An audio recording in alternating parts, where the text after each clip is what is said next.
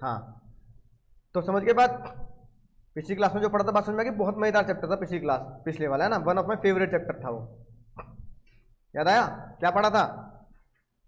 75 ने ये बोला कि 39 के हिसाब से कैंसिल कर दो, तो 73 और 74 में डैमेजेस क्लेम कर सकते हैं।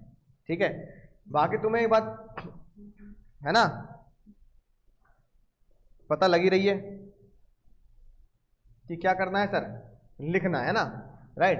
तो अगर पिछला पेपर देखोगे तो पेपर छूटने का एक ही कारण है बच्चों को, क्या, कौन सी समस्या भैया? हाँ, क्योंकि मैं वही काम नहीं करना चाहता जो मुझे एग्जाम में करना है। भाई अगर एमसीक्यू होते ना तो सारे बच्चे क्या होते हैं, 100 में से 100 लाते लॉ में, पर एमसीक्यू नहीं है ना, ठीक है ना, लिखने का है। तो वही एक रूल है, हमेशा का एक ही रूल है। एग्जाम्स की सुबह भी मैं ये रूल बताता हूं बच्चों को, है ना, और ये पूरे इंडिया में फेमस हो गया। ठीक है, क्योंकि ये रूल जब मैं पढ़ता था तो मैं ये मानता था, अभी पूरे इंडिया में फेमस हो गया। अब यूट्यूब पे सारे टीचर भी इस रूल को अपनाते हैं। एक नंबर, याद आ गया, there is only one rule to pass the law exam, C exam, inter final. एक नंबर के लिए तुम्हारे पास कितने मिनट हैं? बस एक सिंपल सा मैथमेटिकल रूल है, इसके ऊपर कोई टीचर तुम्हें कोई ट्रिक बता दे, ऐसा कर लियो, वैसा कर लियो, ये कर लियो, वो कर लियो, इंपॉर्टेंट क्वेश्चन ले लो, है ना, राइट। या फिर क्या कहते हैं, before exam marathon, before exam one shot, जो हम भी, है ना, बच्चों को वन शॉट जैसे मैंने तुम्हें बोला चलो करा दूंगा। कोई भी टीचर कुछ भी करता रहे, जब तक तुम इस रूल को फॉलो नहीं करोगे, क्योंकि वो टीचर तो एग्जाम नहीं दे रहा ना, जब तक तुम इस रूल को फॉलो नहीं करोगे तब तक तुम पास होने वाले नहीं हो। पेपर छुटना ही छुटना है अगर तुम ये रूल फॉलो नहीं करोगे तो, है ना। बाकी इंपॉर्टेंट क्वेश्चन, स्कैनर सब पढ़ लो, अच्छी बात है। 100 से ज्यादा क्वेश्चन तो मैंने तुम्हें करा दिए कॉन्टेंट के, है ना, अपनी बुक के ही देखोगे तो। फिर उसके बाद तुम्हारे पास एमटीपी भी आती है, ठीक है। कॉन्टेंट खत्म हो जाएगा तो कुछ एक्स्ट्रा क्वेश्चन है मेरे पास, है ना। सर 100 नहीं हो रहे, 150 बना दोगे? हाँ, 30-40 और एक्स्ट्रा क्वेश्चन पड़े मेरे पास PYQ, तो वो तुम्हें क्या कर दूंगा, व्हाट्सएप कर दूंगा ग्रुप पे। लेकिन ये बताओ, कॉन्टेंट एक्ट के ही 150 क्वेश्चन लेके फायदा तभी होगा कि जब तुम उसे लिखोगे। अभी बताओ, अगर मैंने तुम्हें 100 से ऊपर क्वेश्चन दे रखे हैं तो इस बात की तो मेरी गारंटी है कि अगर 100 के 100 क्वेश्चन तुमने रीड कर रखे हैं तो एग्जाम में तुम्हें आंसर पता होगा, क्योंकि बनेंगे क्या क्वेश्चन, है कि नहीं बात। 100 क्वेश्चन का मतलब हो गया क्या, पिछले 50 अटेम्प्ट हो गए, नहीं हो गए? पिछले 100 क्वेश्चन का मतलब हो गया पिछले 40-50 अटेम्प्ट का डेटा। 100-150 क्वेश्चन का मतलब घूम फिर के क्वेश्चन वही तो हो रहे हैं।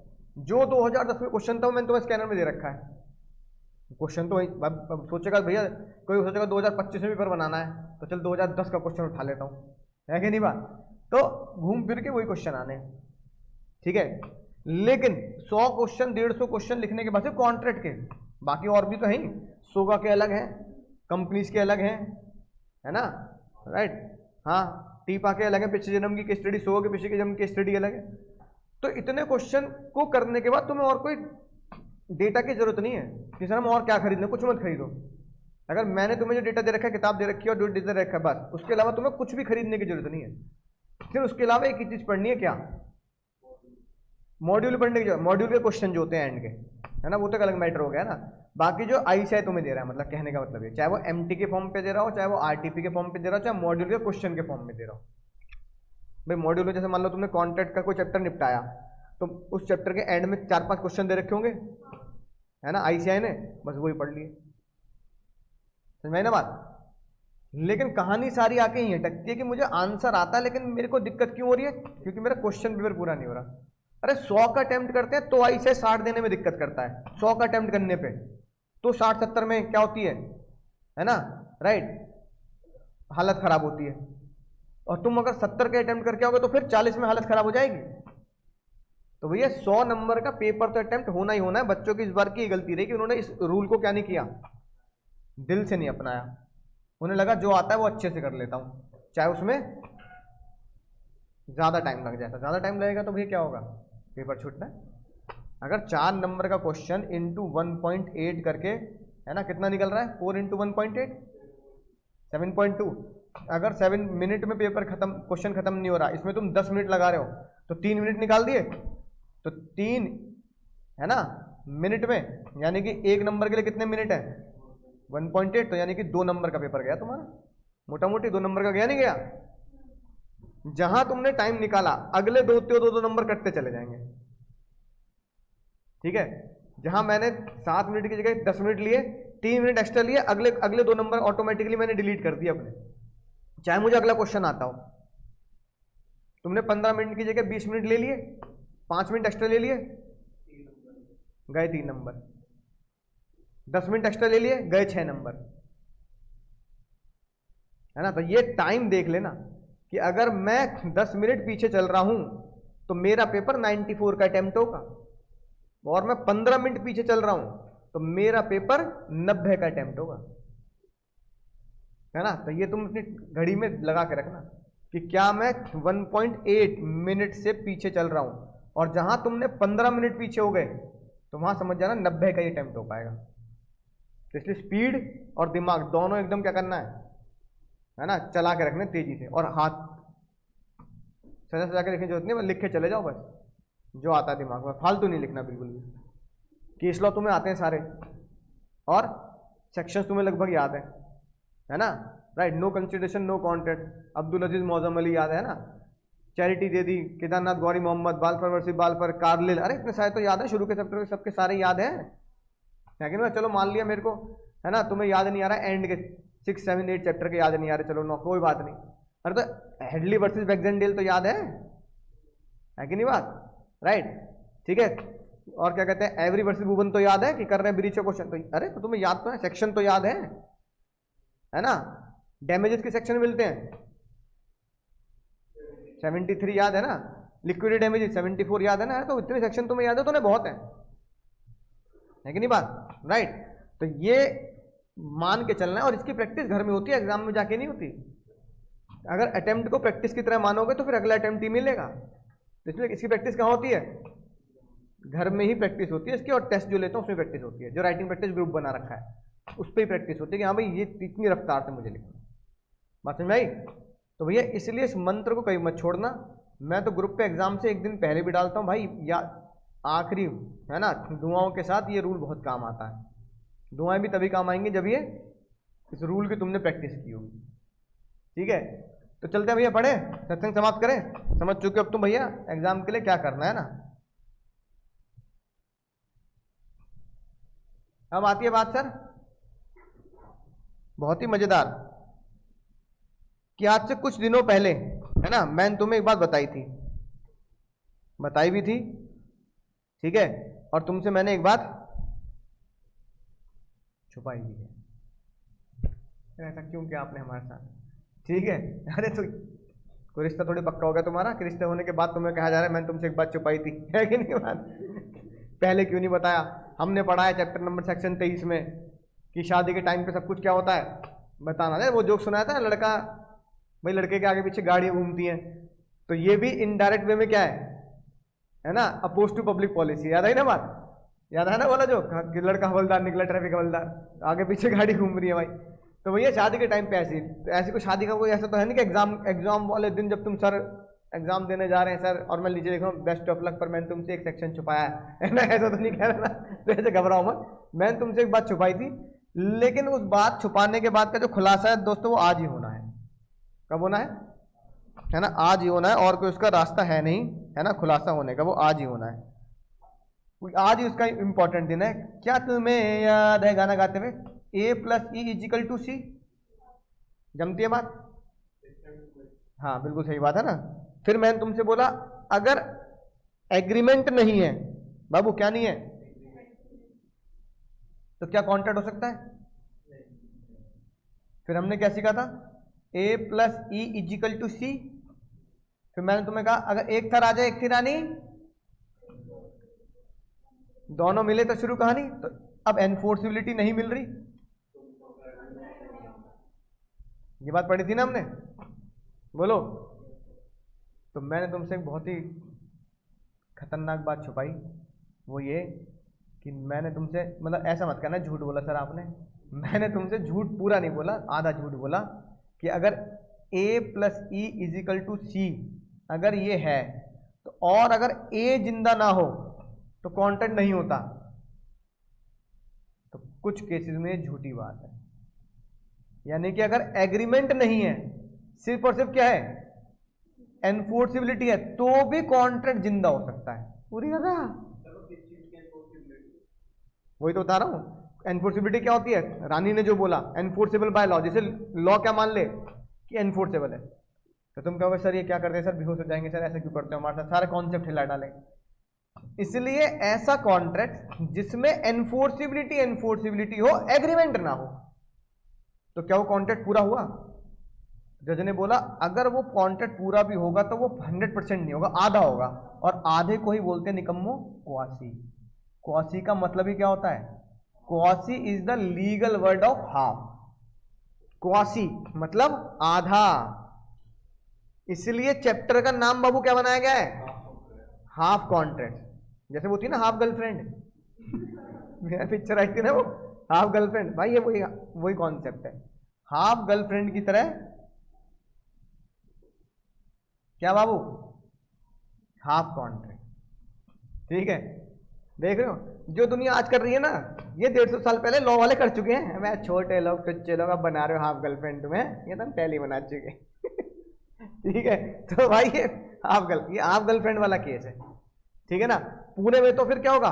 पूरे में तो लगेगा 2H, जहां पे एग्रीमेंट भी है, एनफोर्सिबिलिटी है, लेकिन एग्रीमेंट नहीं है, सिर्फ क्या हो एनफोर्सिबिलिटी, तो क्या होगा? क्वासी। हाफ गर्लफ्रेंड की तरह क्वासी, आधा। यानी कि एक ऐसा कॉन्ट्रैक्ट जिसमें एग्रीमेंट किए बिना सीधा एनफोर्सिबिलिटी बाय लॉ डाल दी जाती है। मतलब लॉ कहता है एग्रीमेंट हो ना हो पर बात माननी है, एग्रीमेंट हो ना हो पर बात माननी है। और बड़ी खतरनाक बात मैं बताता हूं, तुम्हारे होश उड़ जाएंगे। तुम कहोगे सर ऐसा क्यों कह रहे हो सर? क्वासी कॉन्ट्रैक्ट तुम पढ़ चुके हो, एक क्वासी कॉन्ट्रैक्ट तुम पढ़ चुके हो, तुम्हें पता है, बस उस दिन मैंने उसके आगे ये शब्द नहीं लगाया बस। और तुम जो क्वासी कॉन्ट्रैक्ट पढ़ चुके हो वो ये हमारे कॉन्ट्रैक्ट एक्ट का one of the most expected topic भी होता है।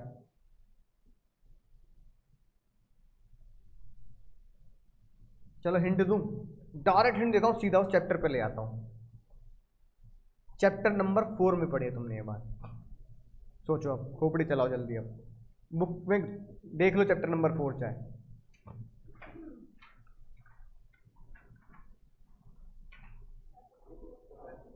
चैप्टर 4 में एक ऐसा खतरनाक टॉपिक पढ़ा है, मुझे नहीं तुम सेक्शन बताओ सीधा। चैप्टर 4 में एक ऐसा खतरनाक टॉपिक पढ़ा है जो बिना एग्रीमेंट के एनफोर्सेबल है। गलत जवाब बाबू, बहुत गलत जवाब। जो बिना एग्रीमेंट के एनफोर्सेबल है बाबू।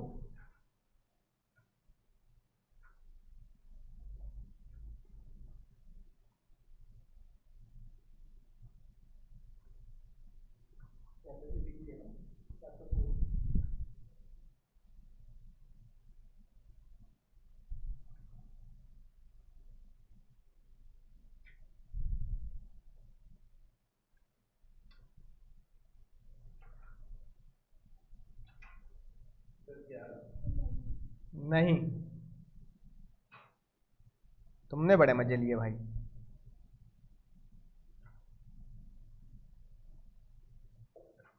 सोचो, नहीं पहुंच पा रहे मैं यार।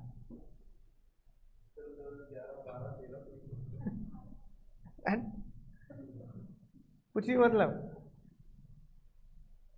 18 तो चैप्टर दूसरा हो गया दीदी, 18 तो मिसप्रेजेंटेशन हो गया, वो तो चैप्टर ही बदल दिया तुमने। ऐसा कॉन्ट्रैक्ट जिसमें एग्रीमेंट होता ही नहीं है लेकिन फिर भी एनफोर्सिबिलिटी जाके सामने वाला बंदा एनफोर्सेबल कराता है। बोलो हार गए, रैप्टे लगा दो हमारे। चप्पल, ये चप्पल पहन के है ना, यही बजेगी तुम्हारे। अरे निकम्मो, सेक्शन 68 बताओ, सेक्शन 68 क्या होता है? क्या है धारा 68?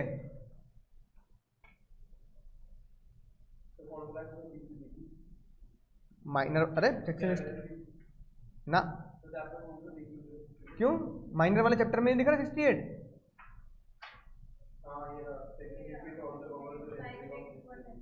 हाँ ठीक है, याद आ गया ना कॉन्सेप्ट। हाँ, और ये सब मैंने कहा था सबसे एक्सपेक्टेड टॉपिक होता है एग्जाम का, ठीक है ना, राइट। तो माइनर कहाँ बोला तुमने? माइनर में तो मोहरी भी आता है, 16 पॉइंट है माइनर के, 16 में से एक ही पॉइंट लगता है बस, बच्चन साहब वाला। अब ये बताओ, क्या अमिताभ बच्चन ने आलोक से कांटेक्ट किया? एग्रीमेंट नहीं किया, एग्रीमेंट नहीं किया, क्योंकि बच्चे के साथ एग्रीमेंट क्या होते हैं? लेकिन बच्चन साहब ने उसे क्या दे दी? नेसेसिटी दी नहीं दी? और फिर सेक्शन 68 ने क्या बोला कि अगर बच्चन साहब ने नेसेसिटी दी है तो क्या बच्चन साहब को नेसेसिटी का पैसा वसूल सकते नहीं वसूल सकते? हाँ, कहां से? तो बच्चन साहब को बोला आप अपना पैसा वसूलो, कहां से? From the property of minor, from the property of minor. बच्चे को हाथ नहीं लगाना पर बच्चे की प्रॉपर्टी से ले सकते हैं। अब किसी बच्चे को नेसेसिटी दे रहे हैं बच्चन साहब, बच्चन साहब ने आलोक को पढ़ाया, नेसेसिटी दे दी कि बच्चन साहब ने क्या आलोक से ये कॉन्ट्रैक्ट किया, चल तुझसे नहीं लूंगा, तेरी प्रॉपर्टी से लूंगा। क्या आलोक से कॉन्ट्रैक्ट हुआ? क्योंकि आलोक के साथ तो कैसा भी कॉन्ट्रैक्ट कर लो, आलोक के साथ उससे कॉन्ट्रैक्ट कर लो, आलोक की प्रॉपर्टी कॉन्ट्रैक्ट कर लो, किसी भी कॉन्ट्रैक्ट कर लो, आलोक के साथ तो सारे कॉन्ट्रैक्ट क्या है? वॉइड है। मोहिनी वी वर्सेस धर्मदास घोष, सारे कॉन्ट्रैक्ट वॉइड है। लेकिन फिर भी बच्चन साहब आलोक से बिना कॉन्ट्रैक्ट के उसकी प्रॉपर्टी छीन लेंगे, है ना? ये बात, ये पावर किसने दी? 68 ने दी, लॉ ने दी। तो बिना एग्रीमेंट के एनफोर्सिबिलिटी आ गई नहीं आ गई? किसकी वजह से आई? 68 ने ये बोला कि बिना एग्रीमेंट किए हम ये आपको पावर देते हैं, वसूल लो, यानी कि एनफोर्सेबल, उसकी प्रॉपर्टी को क्या कर सकते हो? एनफोर्सेबल कर लो सीधा by the section 68 law, without any agreement, without any agreement with minor. Minor के एग्रीमेंट के बिना ही आप उससे क्या वसूल सकते हो। पढ़ रखा नहीं पढ़ रखा? चप्पल कहां मेरी? पढ़ रखा नहीं पढ़ रखा? बस वहां ये वर्ड नहीं बताया कि इसको क्वासी भी बोला जाता है, बस यही था कि वहां ये वर्ड नहीं बताया, क्योंकि वहां वर्ड बताने पर तुम्हें कंफ्यूजन ही क्रिएट होती। समझ में आई ना बात? ये है क्वासी कॉन्ट्रैक्ट, है ना? अब जज ने इसके अलावा और भी क्वासी कॉन्ट्रैक्ट बना, तो पहला क्वासी कॉन्ट्रैक्ट 68 ही है। अब होता क्या है? होता यह है कि हम याद करेंगे तो एग्जाम में लिखेंगे क्या, एक वैलिड कॉन्ट्रैक्ट को बनाने के लिए उसके सारे एलिमेंट पूरे होने चाहिए, एग्रीमेंट, ऑफर, एक्सेप्टेंस। ये क्वासी कॉन्ट्रैक्ट में बताओ सीधा राइट तुम्हें मिलता है जहां पर कोई बच्चन साहब ऑफर नहीं देते, आलोक उसे एक्सेप्ट भी नहीं करता, कोई आलोक की क्या नहीं है, कंसेंट भी नहीं है, कोई बच्चन साहब उससे कंसिडरेशन भी नहीं ले रहे कि मैं तुझे फीस के पैसे दूंगा, ला बदले में कुछ दे। फिर भी क्या हो गया?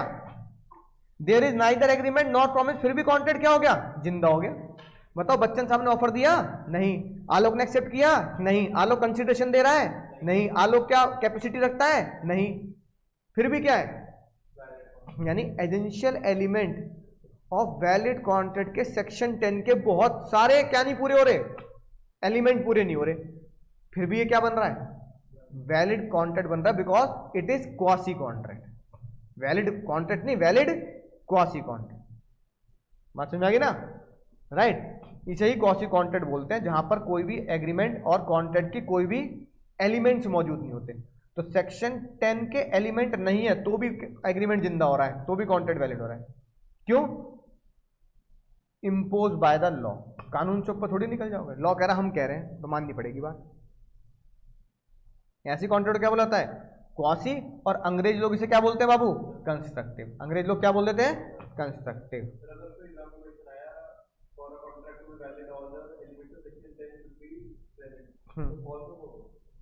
नहीं, फॉर द वैलिड कॉन्ट्रैक्ट लिखा है ना, तो फिर सेक्शन 10 होने चाहिए। सेक्शन 10 के अगर एलिमेंट पूरे नहीं है तो फिर वो क्वासी कॉन्ट्रैक्ट की तरफ जा सकता है। तो मतलब अलग अलग है, और क्या? ठीक है, बात समझ में आ गई? अगर तुमने क्वासी कॉन्ट्रैक्ट को ब्रीच किया है, क्वासी कॉन्ट्रैक्ट को ब्रीच किया है, तो सेक्शन 73 जो हमने पिछली क्लास में पढ़ा था बिल्कुल एज इट इज डिट्टो लगेगा, है ना? मतलब कि क्वासी कॉन्ट्रैक्ट को अगर धोखाधड़ी की है तो 73 में जो डैमेजेस तुम्हें पड़े हैं वो कॉन्ट्रैक्ट को धोखा देने पर भी डैमेज मिलते हैं, स्पेशल MP माइनस CP। याद आई बात? सेम डैमेजेस क्वासी कॉन्ट्रैक्ट की धोखाधड़ी में भी मिलेंगे। अब बताओ दोनों में डिफरेंस क्या हुआ? क्वासी में क्या एलिमेंट मौजूद होते हैं? मेन कॉन्ट्रैक्ट में मौजूद होते हैं। क्वासी में ऑब्लिगेशन कहां से आती है और यहां कहां से आती है? ऑफर एक्सेप्टेंस से प्रॉमिस, प्रॉमिस से एग्रीमेंट से आती है। लिख दोगे एग्जाम में ना, मेजर दो डिफरेंस है। पहला क्वासी कॉन्ट्रैक्ट कौन सा हुआ? ऑब्वियसली बात है, फीचर क्या होंगे? क्वासी कॉन्ट्रैक्ट हमेशा किसका होगा? पैसे से रिलेट होगा, इम्पोज बाय लॉ होता है डायरेक्टली, और ये बिल्कुल वही राइट देता है आपको जो नॉर्मल कॉन्ट्रैक्ट देता है। 73 पूरी सहायता करता है, तो कुछ खास बात नहीं है। इंपॉर्टेंट है ये डेफिनेशन के बाद इंपॉर्टेंट है kinds of quasi contract, section 68 पढ़ा दिया नहीं पढ़ा दिया? यही तो बताया तुम्हें मैंने। ये आया तुम्हारा ये वाला,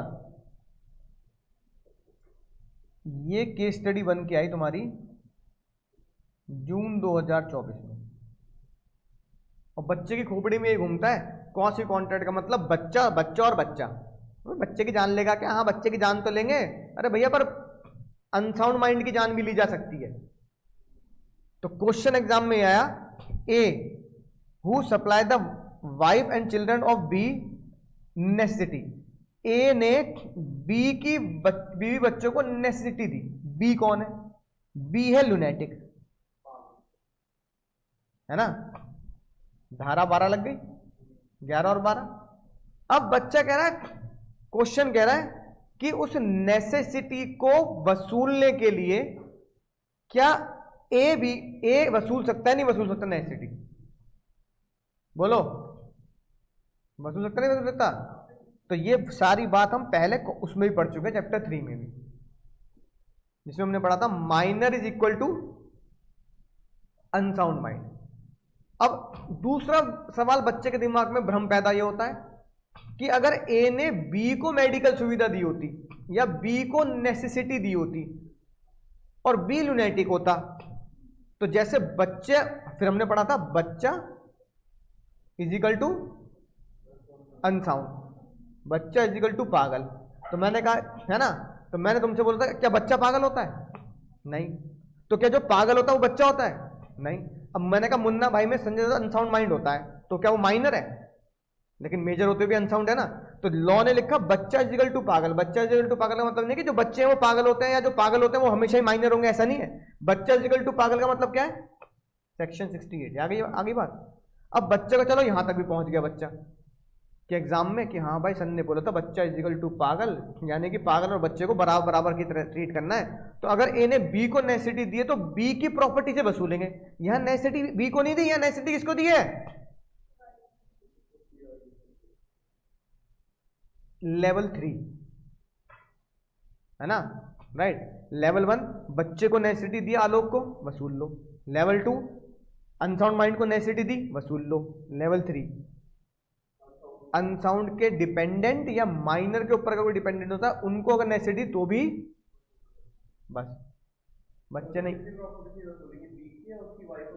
अरे बी की तो प्रॉपर्टी है, वाइफ ऑफ बच्चे है ही नहीं। रिएम्बर्स फ्रॉम द क्या लिखा है? इतनी सी बात पे क्वेश्चन गलत करा है बच्चे,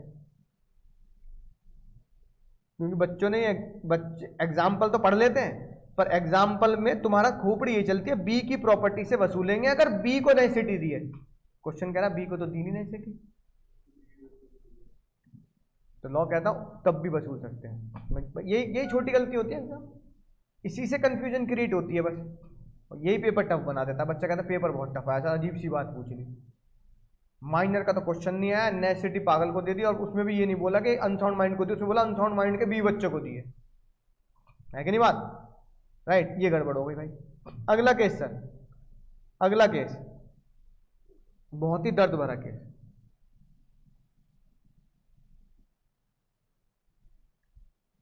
है ना, बहुत ही दर्द भरा केस।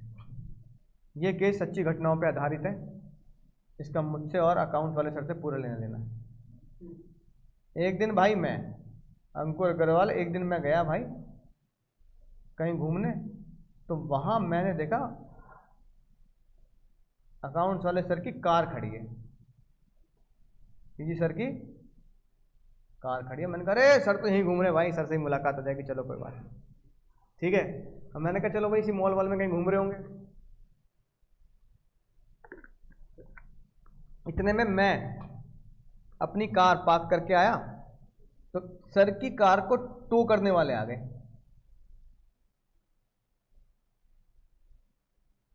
ठीक है, मैंने कहा अरे कहाँ ले जा रहे हो भैया, कहाँ ले जा रहे हो, अरे कहाँ ले जा रहे हो भाई, बड़ा सारी गाड़ी कहाँ ले जा रहे हो, है ना। नंबर पहचान लिया मैंने, यूके का नंबर है ना पराग सर की गाड़ी का। ठीक है, मैंने कहा यार, उन्होंने कहा भाई एक तो किसी और राज्य की गाड़ी, और ऊपर से एक स्टेट दूसरी स्टेट में आने के बाद कम से कम इतना तो लिहाज करो, उस स्टेट के नियम तो मानो। मैंने कहा बात क्या होगी, कहने लगे बात ये होगी नो पार्किंग में लगा रखी है ना, गाड़ी चालान कटेगा। मैंने कहा सर गाड़ी मेरी नहीं है, चाबी मेरे पास नहीं है, हमारे सर की गाड़ी है ना, बहुत कोई इमरजेंसी होगी, वरना ऐसा वो करते नहीं, बहुत इमरजेंसी कुछ होगी, हो सकता है कोई दिक्कत हो। सर आप थोड़ी देर रुक जाओ ना, थोड़ी देर रुक जाओ, चालान तो कटेगा, है ना।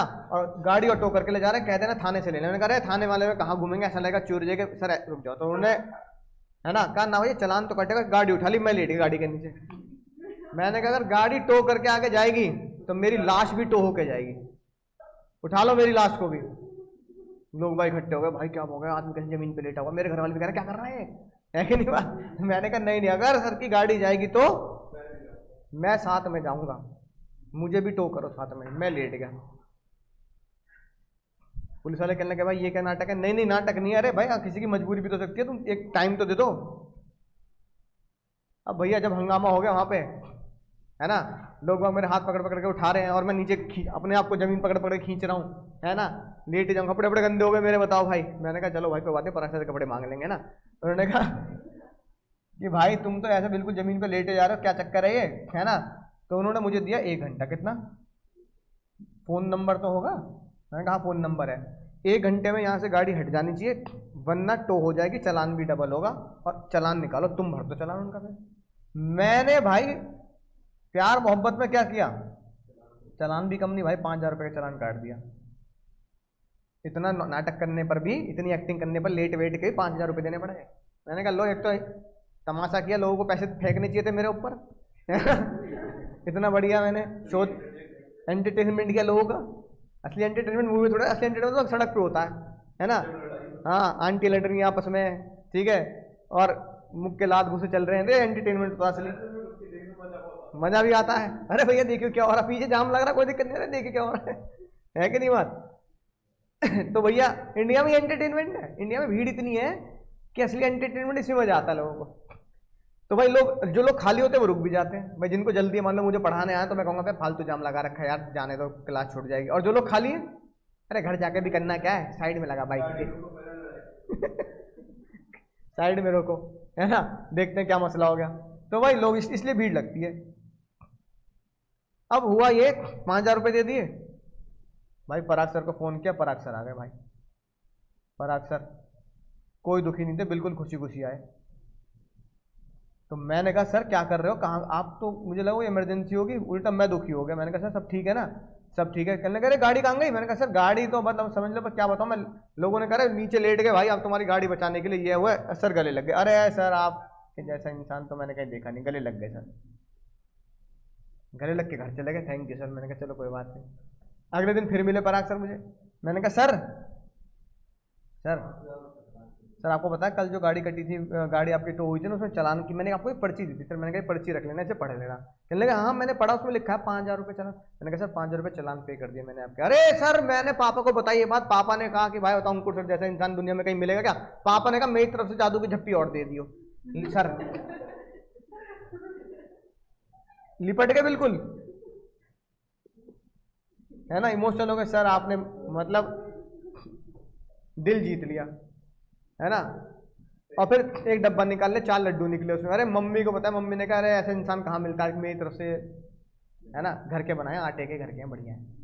मैंने कहा अरे सर लड्डू खिला दे मुझे। मैंने अब मुझे समझ गया लड्डू 5,000 का है एक मैंने कहा सर एक लड्डू, जो 4 लड्डू 5,000 के मिलेंगे, 1250 का लड्डू है। तो मैंने कहा सर वो बात तो ठीक है, लड्डू मैं खा लूंगा, जिसे साइड में रख दो, कोई बात नहीं। सर वो 5,000 रुपये मैंने दिया। अरे सर मैं क्या बताऊं, मतलब मैं तो सोचा रील बना दूं, एक रील बना के अपना यूट्यूब चैनल पे डाल दो। भाई इंसान आज कल युग में ऐसा इंसान मिल रहा है ना। मैंने कहा सर 5,000 रुपये, और सर मेरे वो शर्ट वर्ट भी गंदी हो गई, ड्राई क्लीन मतलब शर्ट थोड़ी सी फट गई से जमीन में लोग रगड़ रहे थे ना, मुझे उठा रहे थे, मैं जमीन पकड़ रहा था, शर्ट रगड़ गई मेरी। सर कम से कम 1,500-2 हज़ार की तो शर्ट भी आएगी। अरे सर कैसी बात कर दी, रील बनवाओ मेरे साथ, आओ ऐसा इंसान। और फटी हुई शर्ट लेके आना वो वाली। मैंने कहा यार ये क्या बात है। अब ये बताओ, गोली देने के पर भी सर का दिल नहीं पिघला। अब मुझे बेशर्म होना पड़ेगा नहीं होना पड़ेगा भाई? अगले लेवल पे मैंने बेशर्मी में बोल दिया सर को, सर लड्डू वड्डू सब ठीक है, आप मेरे पैसे दे दो। सर कहने लगे कौन से पैसे, कौन से पैसे? मैंने कहा 5,000 रुपये जो मैंने आपकी गाड़ी का चालान भरा वो पैसे दे दो मेरे। सर ने कैसी बात बोली जो आज तक मुझे अच्छी नहीं लगी, आज तक इतने सालों में मुझे इस बात का बहुत गम रहा। सर ने पता क्या बोला? मैंने कही थी, मैंने कही थी। ये 3 शब्द इतने दिल पे लगे ना तीर की तरह। मैंने कहा सर ये क्या बात हुई? कहने लगा मैंने कही थी देने को मत देते। मैंने कही लेटने को, क्यों लेटे बता ना, मत लेटते, हो जान देते, जो होता 5,000 रुपये देने थे ना मुझे चलान के, मैं दे देता। भाई एक तो किसी की मदद करो, फिर एहसान क्यों दिखा रहे हो? मैंने कहा एहसान नहीं दिखा रहा, मैं एहसान नहीं दिखा रहा सर, मैं तो वो मांग रहा हूं जो मुझे मेरा जायज बनता है ना, राइट। और मैं कॉल करके बुला रहा हूं आपको, ठीक है सर कुछ तो लिया जाता। बस सर ने वो 3 शब्द जो कहे ना कि मैंने कही थी क्या, ये दिल पे लगी बात। मैंने कहा सर कोई बात नहीं, कानून का सहारा लूंगा मैं अगर आप पैसे नहीं दोगे तो। क्या पैसे देने पड़ेंगे? देने पड़ेंगे, देने पड़ेंगे। क्यों? सेक्शन 69 ने बोला। अब सर ने जो कही थी ना, मैंने कही थी बात, मैंने कही थी क्या, इसकी कहने, इस लाइन की इंटरप्रिटेशन ये है कि क्या मैंने कही थी, क्या मैंने कोई एग्रीमेंट किया कि अगर मेरी गाड़ी टो हो जाएगी और आप इस गाड़ी को बचाओगे तो टो का हर्जाना मैं दूंगा? क्या मैंने कही है बात? मैंने कहने का मतलब है, इस लाइन का मतलब है क्या ऐसा एग्रीमेंट किया? अगर लीगल वर्ड में बोले तो सर ये बोल रहे हैं मुझसे कि मैंने कही थी, मतलब ये क्या मैंने एग्रीमेंट किया? जब मैंने आपके साथ किसी भी चीज का एग्रीमेंट किया ही नहीं, गाड़ी को टो करके बचाने का एग्रीमेंट किया ही नहीं, तो एनफोर्सेबल किस बात की, एनफोर्सेबिलिटी किस बात की? पैसा मुझे देना पड़ेगा, पैसा किस बात के लिए एनफोर्सेबल होगा? तो जज ने बोला सर ये जो आपने बोल दिया ना मैंने कही थी बात, कि क्या मैंने कोई इस बात का एग्रीमेंट किया, तो जज को बहुत गुस्सा है। जज ने बोला भाई एक इंसान आपकी मदद कर रहा है, उसके तुम पैसे ना लौटाओ। तो जज ने लिख दी लॉ में बात, सेक्शन 69 ये बोलता है एग्रीमेंट नहीं भी होगा तो भी एनफोर्सेबिलिटी को जिंदा किया जाएगा और क्वासी कॉन्ट्रैक्ट बना के आपको पैसे देने पड़ेंगे। और सर ने बोला अगर क्वासी कॉन्ट्रैक्ट के हिसाब से सर आपके पैसे ना दें तो सेक्शन 73 का सहारा लेके केस करना, दिलवाएंगे हम पैसे आपको, डैमेजेस क्लेम करना। तो 69 ने क्या बोला, हेडिंग क्या बनी? इफ एनी पर्सन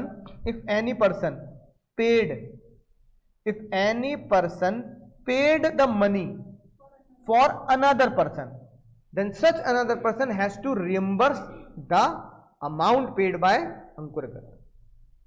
अगर नहीं पे किया, समझ गए बात? इसलिए देखो एग्रीमेंट हुआ नहीं मेरे पर सर के बीच में, फिर भी क्या बना, एनफोर्सेबल हुआ, तभी तो उसे कॉसी दिया है ना, क्योंकि एग्रीमेंट नहीं था ना उनका मेरा, मैंने अपनी इच्छा से बचाया उनकी गाड़ी को, पर एग्रीमेंट तो नहीं था, तभी तो कॉसी है।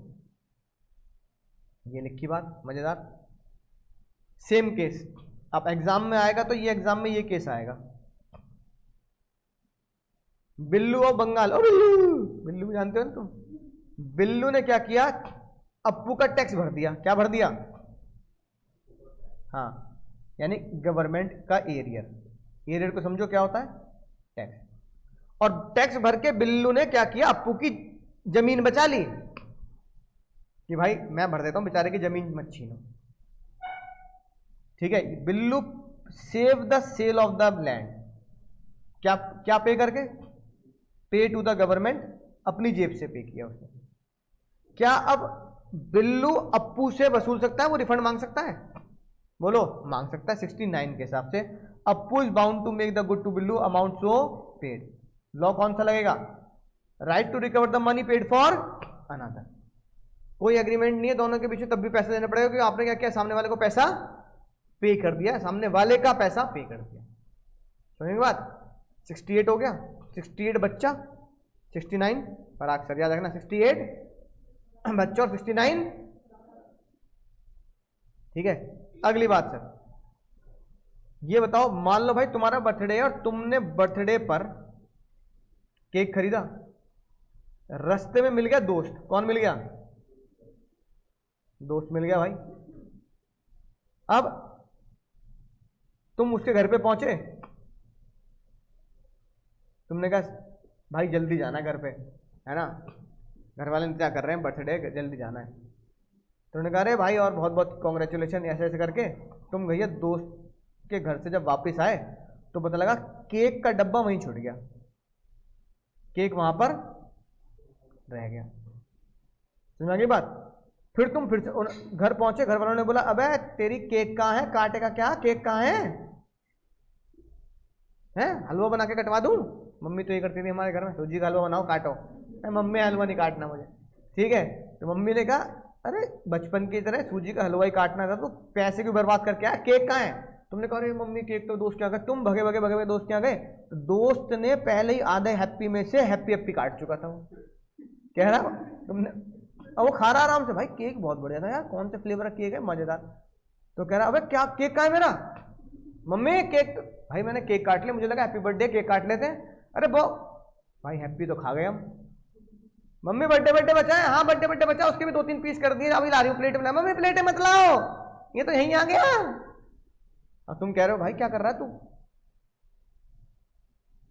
तुम लड़ने लगे, दोस्त को भी गुस्सा आ गया। दोस्त ने कहा एक तो बर्थडे पे बुलाया ना, घर बुलाया तूने है, और ऊपर से केक छोड़ गया। उसने भी सेम डायलॉग बोला जो पराग सर ने मुझे बोला था, मैंने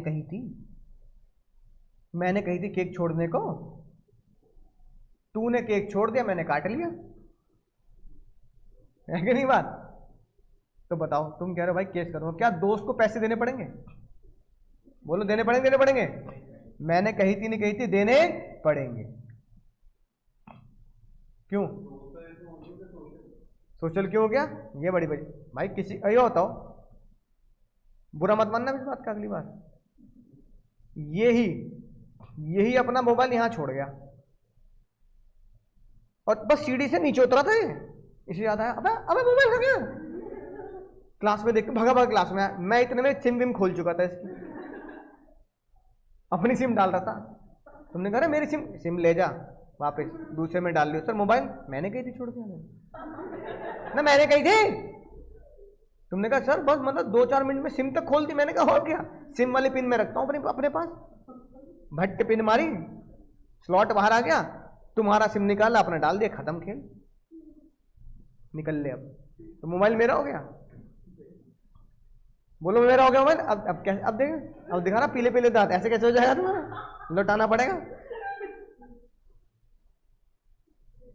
अब नहीं याद आ रहा सोशल काम किया मैंने। तो ऐसे बच्चों के दिल पे लगती है बात, जब खुद का सामान जाता है। तो किसी का केक चाहे छोटे अमाउंट का, 100 रुपए का, तुम थोड़ी रख लोगे यार।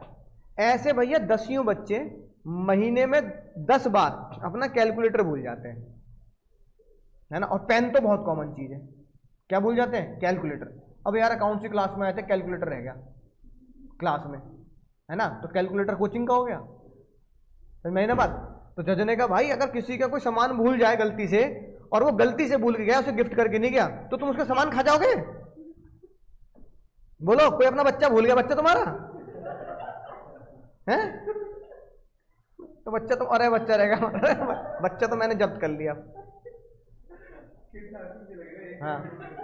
हाँ बच्चा हमारा है भाई, पैसे निकाल अगर बच्चा वापस लेना है तो बच्चा तुम्हारा हो जाएगा क्या?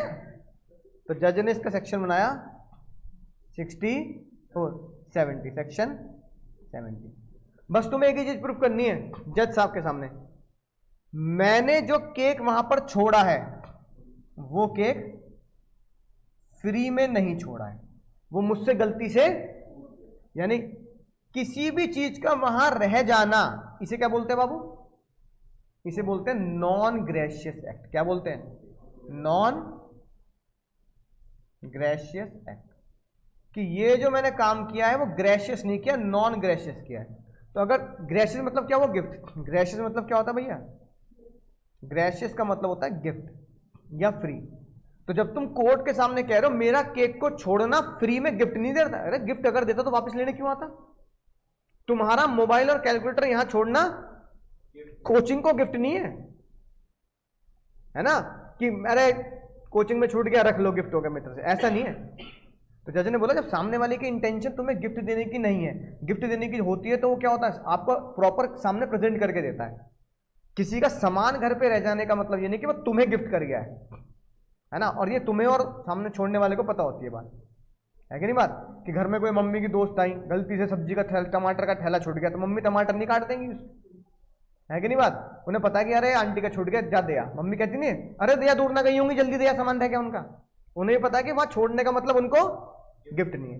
70 बोलता है पैसे देने पड़ेंगे। नहीं छूट के खो क्यों जाएगा, तुम खोदोगी? हाँ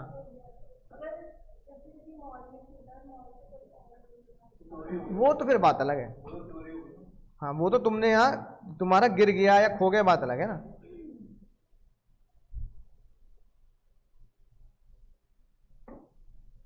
ठीक है, समझ ले, ये लिखी बात।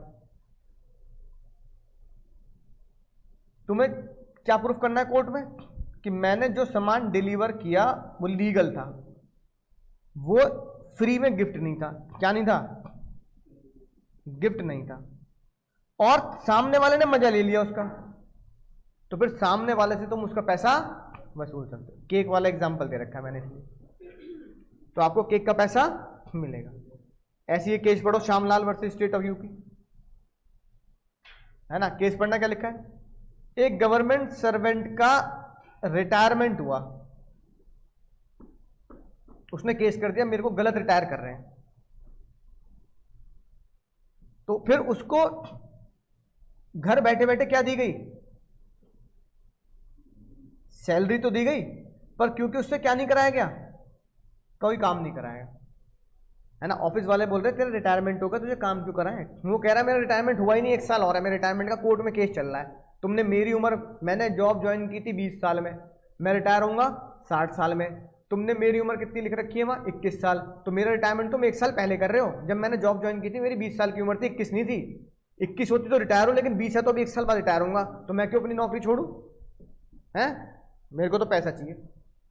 तो उन्होंने कहा भाई तू पैसा लेता रहे, कोई दिक्कत वाली बात नहीं, तुझे दिक्कत है ना, तू पैसे की समस्या तो पैसा लेता रहे, लेकिन हमारी तरफ से तो रिटायर है तू, तो ऑफिस मत आ। अब वो घर बैठ के पैसा ले रहा है, कोर्ट का फैसला ऑफिस के फेवर में आ गया, in the favour of government, और ये बोला गया मोगली, ओ मोगली भाई यू आर रिटायर्ड, तू रिटायर है, बेकार का केस। अब तो कोर्ट से तो कोई, भाई कोर्ट से ऊपर तो भगवान ही रह गया ना, फिर जज ने फैसला सुना दिया, अब मोगली को रिटायरमेंट माननी पड़ी। अब मसला यह है, ऑफिस वाले कह रहे हैं रिटायरमेंट तो हो गई इसकी, जो हमने कही थी, इसको पैसे दे रहे थे ना, पैसा लौटा, क्या लौटाने पड़ेंगे, लौटाने पड़ेंगे, लौटाने पड़ेंगे। क्यों? तुमने एक ऐसे बंदे को पैसे दे दिए जिससे कोई काम नहीं कराया, तो फ्री के तो दे रहे हो, तो भाई जब तुम फ्री में उसे पैसे दे रहे हो तो वो इसका मतलब ये नहीं कि उस पैसे को रख लेगा, तो उसको पैसे लौटाने पड़ेंगे, है ना। क्यों? तो जज ने बोला ऑफिस या government paid money for non gracious act, ये कोई फ्री में तुम्हें गिफ्ट नहीं दिया गया, तो सैलरी इज नॉट, जज ने बोला salary is not, salary gift नहीं है बाबू, सैलरी क्या नहीं है, गिफ्ट नहीं है, पैसे लौटाना पड़े, है ना। अगली वर्दी थी जो तुम पूछ रही हो मुझसे, बहुत साल पहले गाना आया, बहुत ही वॉइड गाना, गाने का नाम था पाया मैंने पाया तुम्हें अपना बनाया तुम्हें, याद आया? कंगना रनौत, पाया मैंने पाया तुम्हें, मैंने कहा कंगना दीदी पाया मैंने पाया तुम्हें, आंटी गलत, गाना ही गलत है। एज पर सेक्शन 71 पाया मैंने पाया तुम्हें अपना बनाया तुम्हें, तो बोल मत दियो, बिल्कुल बिल्कुल मत बोल दियो अपना बनाया तुम्हें, पाया मैंने पाया तुम्हें और अपना बनाया, तुम जो आए जिंदगी में वाट लग गई, ये वाला गाना है ना, राइट। तो भाई पाना मैं पाया तुम्हें, मैंने कहा दीदी ये शब्द वॉइड है, गाने बनाने वाले कुछ भी बना लेंगे, पर तुम तो पढ़ी लिखी हो, शब्द वॉइड है ये। मैंने कहा कैसे वॉइड है, पाया मैंने पाया तुम्हें, मैंने कहा पाया मैंने पाया तुम्हें अपना नहीं बना सकते। मैंने कहा क्यों? मैंने कहा 71 पढ़ा रही हूं, जिसको समान पाता है जैसे कंगना, वहां पर कंगना रनौत गाना गा रही है पाया मैंने पाया तुम्हें, तो उसको पाया, जिसको समान पाता है वो बनता है बेली, क्या बनता है बाबू? याद आया जिसको स्कूटी दिया यूज करने के लिए कंसिडरेशन चैप्टर, वो क्या बनता है? बेली। बेली की ड्यूटी पढ़ाई थी कहां पर? स्कूटी वाला केस जब पढ़ाया था तुम्हें मैंने कंसिडरेशन में, नो कंसिडरेशन स्टिल कॉन्ट्रैक्ट बेली। तो बेली को तुमने जो सामान दिया उसकी ड्यूटी क्या होती है? कि वो सामान लौटाए। सामान अगर नहीं लौटा पा रहा है तो उसकी टेक केयर करे, होती है ना बेली की ड्यूटी। और अनऑथराइज यूज ना करे। ये नहीं कि स्कूटी लेके ड्रग्स बेच रहे हो तुम, समझ में आई ना बात? तो ड्रग्स वो बेच रहा है, स्कूटी तुम्हारी जब्त हो गई, ऐसा नहीं कर सकता। और लौटाएगा लौटाएगा टाइम पे। तो जज साहब ने बोला फाइंडर ऑफ गुड्स की सेम ड्यूटी होती है। जिसको सामान पाया उसकी पहली ड्यूटी ये होती है उसके रियल ओनर को ढूंढ के सामान लौटाए, पहली ड्यूटी। दीदी दूसरी ड्यूटी क्या होती है? फिर मैंने कहा कंगना दीदी दूसरी ड्यूटी तुम्हारी है खुद इस्तेमाल मत कर लेना। मतलब किसी की सगाई में गए, अंगूठी पड़ी मिल गई उसकी, मैं करूंगा शादी, चप्पल कहाँ है? चप्पल, समझ में आई ना बात? तुम कैसे कर लोगे शादी भाई, है ना? अंगूठी मुझे पाई है, मैं ही करूंगा इससे विवाह, ठीक है? तो पिटोगे नहीं पिटोगे? तो जज कह रहे हैं अंगूठी तुम्हें पाई है, तो विवाह की तो सोचना मत, ये तो बहुत ही दूर की सोच थी तुमने कि जिसके हाथ में अंगूठी है शादी उसकी होगी, ऐसा नहीं है। ऊपर से तुम्हारे मन में लालच आ गया, अंगूठी तुम्हें पाई, शादी नहीं कर रहे तुम, लेकिन जेब में रख के चल दिए। जज ने बोला पकड़े गए तो बेटा ये भी क्या है? गलत काम है, क्योंकि तुम फाइंडर ऑफ गुड्स की ड्यूटी निभा रहे कि अपने यूज के लिए और अपने घर तुम नहीं ले जा सकते। अगर पकड़े गए, भाई नहीं पकड़े गए तो फिर तुम चोरी करके ले गए, फिर तो बात खत्म हो गई। अगर पकड़े गए सीसीटीवी कैमरे में जब्त हो गए, अरे देख इसने उठाई अंगूठी, ये देख, है ना, तो फिर तुम्हारे ऊपर सेक्शन 71 के हिसाब से केस चलेगा। कॉन्ट्रैक्ट का अलग चलेगा, दूसरे एक्ट्स का अलग चलेगा, क्रिमिनल लॉ में जो बात होती है वो अलग चलेगा। क्या? कि रियल ओनर को ढूंढने की जिम्मेदारी तुम्हारे ऊपर होती है कि तुम उसके रियल ओनर को ढूंढो, अपना इस्तेमाल मत करो और उसको रियल ओनर को सामान लौटाओ, है ना? जब तक रियल ओनर नहीं मिलता उसकी क्या करो? टेक केयर करो। जैसे एक आम आदमी अपने सामान की टेक केयर करता है कि नहीं बात? अच्छा कभी ऐसा हो सकता है बाबू क्या कभी ऐसा हो सकता है कि वो सामान मेरा हो जाए? हो सकता है, अगर रियल ओनर रीजनेबल टाइम तक ना मिले तो कंगना रनौत कह सकती है पाया मैंने पाया तुम्हें, अपना बनाया तुम्हें, है ना? रीजनेबल टाइम, और reasonable time matter of fact होता है। और रीजनेबल टाइम में तो ये बात लिखी है पेरिशेबल नेचर के गुड्स में कि पेरिशेबल नेचर के गुड्स में तो एक्सपायरी डेट होती है। मान लो भाई तुम्हें कहीं जूस के पैकेट मिल गए, पेटी समझते हो? पेटी यूपी की भाषा में, एक पेटी जूस की मिल गई, उसमें मान लो क्या कहते हैं 24 जूस के डब्बे पड़े हैं, 24 एक पेटी में जाता है 24 आते हैं, 24 आ गए, बड़ी में 48 आ गए, तो मान लो 24 पेटी के जूस में तुम्हें क्या मिल रहा है? जूस के पैकेट है। अब उसकी एक्सपायरी डेट लिखी है मान लो अगले महीने की 30 तारीख। तुमने कहा ससुरा आज का तारीख हो गई है, आज तारीख 2 तारीख हो गई है, अब बस 28 दिन का मामला बचा है। तो जज कह रहा है भाई तुझे अगर ट्रू ओनर नहीं मिल रहा 2, 4, 5, 10 दिन में, तो भाई सामान खराब करके कूड़े में फेंकने से अच्छा भाई तू क्या कर ले, तू पी ले भाई, तू पी ले उसे, हम तुझे कुछ ना कह रहे। और तुझसे बिकता हो ना तो तू सस्ते में बेच दे, है कि नहीं बात? नियर टू एक्सपायरी 50% डिस्काउंट, ठीक है भाई? ये 500 रुपए की एक पेटी थी, मैं 250 में बेचने को तैयार हूं, बेच दे भाई, क्या पता कोई खरीदता हो भाई, या तुझे पीना है पी ले। तो अगर रीजनेबल टाइम तक रियल ओनर नहीं मिला तो आप एक्सपायरी डेट से पहले उसको खा सकते हैं या बेच सकते हैं। और अगर वो नॉन पेरिशेबल नेचर का रीजनेबल टाइम तक नहीं मिला तो आप उसको क्या कर सकते हैं? यूज कर सकते हैं या सेल भी कर सकते हैं। बात समझ आ गई? बोलो भाई, ठीक है। एक और बात, अगर रीजनेबल टाइम पर मिल गया ओनर मिला, अब एक तो हो गया ओनर नहीं मिला बाबू, एक हो गया ओनर मिला, दो ही बातें हो सकती हैं। तो तुम उसके ट्रू ओनर से उसको सेफ रखने का, टेक केयर का क्या ले सकते हो? एक्सपेंस क्लेम कर सकते हो फॉर टेक केयर, कि भाई तेरी अंगूठी संभालने के लिए मुझे चौकीदार रखना पड़ गया, है ना? मान लो लाखों करोड़ों की अंगूठी थी, है ना, बैंक के लॉकर में जाके मुझे खर्चा पानी करना पड़ गया वहां जाके, तो तुम उसके क्या कर सकते हो? बोलो भाई, बोलो।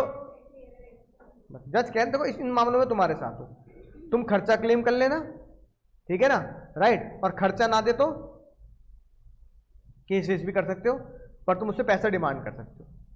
और अगर पेरिशेबल नेचर का है या नॉन पेरिशेबल नेचर का है, ट्रू ओनर नहीं मिला, खा जाओ या यूज कर लेना, हमें कोई परवाह नहीं। लेकिन ये तुम्हारी ड्यूटी दो बनती हैं। अब भाई दो ही केस आए हैं तुम्हारे सीए इंटर में, ये बन गया तुम्हारे एग्जाम का क्वेश्चन।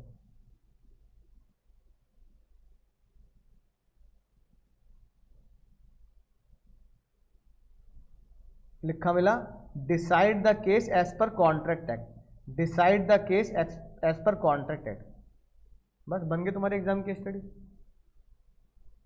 अब ये हाउलिन वर्सेस हॉलर तुम्हें आईसीआई की किताब में ना मिलेगा, समझ रहे हो, लेकिन एग्जाम में आ जाएगा, क्योंकि सीए इंटर में क्वेश्चन पूछे जा चुका है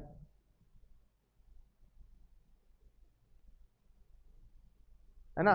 फिर तुम्हें खोपड़ी नहीं चलेगी तुम्हारी, क्योंकि यार आईसीआई दिया है नहीं, क्वेश्चन पूछ लेते हैं, इसलिए तुम्हें दे रखा है। इसलिए तुम्हें अब तक तुमने ऑब्जर्व कर लिया होगा आईसीआई किताब से 20-25% ज्यादा कंटेंट दे रखा है, मैंने केस लॉ बहुत ज्यादा दे रखे हैं, मैंने कंटेंट सेम है, केस लॉ ज्यादा दे रखे हैं। रीजन क्योंकि एग्जाम में आते हैं। अब यही सीए इंटर क्वेश्चन फाउंडेशन में पूछ लें, क्योंकि अब ये सीए इंटर में तो है नहीं टॉपिक, कहाँ पे है, तो तुम ये नहीं बोल सकते सीए इंटर क्वेश्चन, अब तुम बोलोगे फाउंडेशन का टॉपिक है, तो फाउंडेशन का ही क्वेश्चन है ये। भले ही ये 2015 में, 2018 में या 2009 में सीए इंटर में पूछा जा चुका होगा। तुम पिछले जन्म की स्टडी दी है, 1985 का क्वेश्चन है ना, पिछले जन्म की स्टडी है, 1980 का क्वेश्चन है। अरे 1980 में कॉन्ट्रैक्ट सीए इंटर में था, लेकिन अब तो तुम्हारे कोर्स में है ना, है कि नहीं बात, तो फिर सीए इंटर क्वेश्चन नहीं है, अभी किसका क्वेश्चन बन गया। तो तुम ये क्लेम नहीं कर सकते सर पेपर टफ है, पेपर टफ नहीं है। अरे वो टॉपिक जब इंटर में है तो इंटर का क्वेश्चन है, अब टॉपिक वो फाउंडेशन में तो फाउंडेशन का टफ थोड़ी है, वो टॉपिक तुम्हारे कोर्स में डाला गया है कि नहीं बात। तो कई बच्चे कहते हैं सर पिछले जन्म के क्वेश्चन जो आपने दिए ना उसमें लिखा है ये क्वेश्चन आया था 1984 सीए इंटर, तो सीए इंटर के क्वेश्चन हमें क्यों दे रहे हो, समझ आ गया लॉजिक। सीए इंटर क्वेश्चन नहीं दे रहा मैं तुम्हें, सीए फाउंडेशन के क्वेश्चन दे रहा हूं, तब टॉपिक सीए इंटर में था, अब यही वही टॉपिक है। तो आज का पहला केस है क्या, हाउलिन वर्सेस हॉलर, आज का पहला केस। जल्दी बोलो कौन जीतेगा बाबू, एफ कह रहा मैं ना दे रहा। अब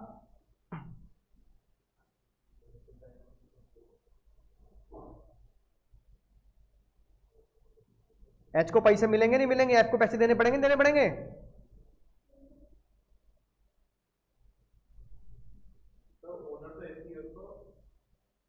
हाँ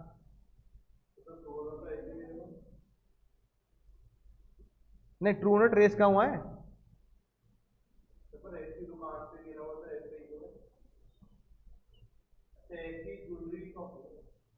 कुछ भी हो। एच ने डायमंड उठा लिया एफ की शॉप पे पड़ा हुआ और एफ को दे दिया कि भाई तुम्हारी दुकान पे गिरा मिला है मुझे, कि भाई जब तक इसका मालिक ना है अपने पास रखियो, ट्रू ओनर मिला नहीं है ना। अब एच कह रहा है डायमंड मेरा है, एफ कह रहा है तेरा कैसे, जब मेरी दुकान पे था तो डायमंड एफ का हुआ एच का हुआ, क्यों, जिसको पाया उसका, ट्रू ओनर नहीं मिला जिसको पाया उसका। बस जज ने बोला भाई अगर ट्रू ओनर नहीं मिला तो गाना गा देना, क्या पाया मैंने, पाया तो मैं अपना बनाया, ट्रू ओनर नहीं मिला तो गाना गाना दे दिया गाना। जज ने क्या बोला, एफ को देना पड़ेगा diamond because true owner has the right,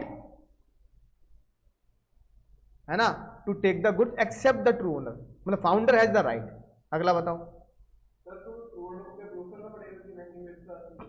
bill दिखाना पड़ेगा, जल्दी बताओ।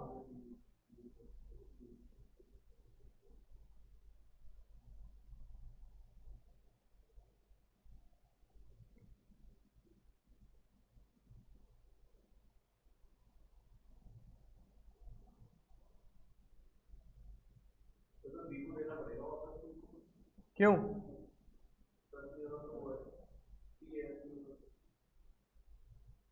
बोलो,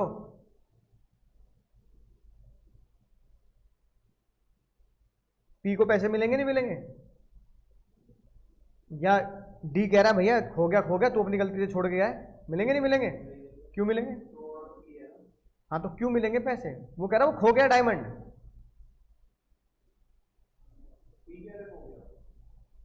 खो तो गया डायमंड, ब्रोच मतलब diamond, Monday it was discover to missing, खो तो गया डायमंड। क्वेश्चन नहीं समझ रहे, नशे में हो क्या? पी कह रहा है मेरा डायमंड तेरे यहां गिरा था, तू अब डायमंड के पैसे देगा। डी कह रहा है गलती मेरी है, तू गिर के गया था। बोलो रखेगा ना रखेगा, मिलेंगे पैसे। ये वाला लग गया। जज ने बोला भाई मैन ऑफ ऑर्डिनरी प्रूडेंस की तरह टेक केयर कौन करेगा उसकी, हैं?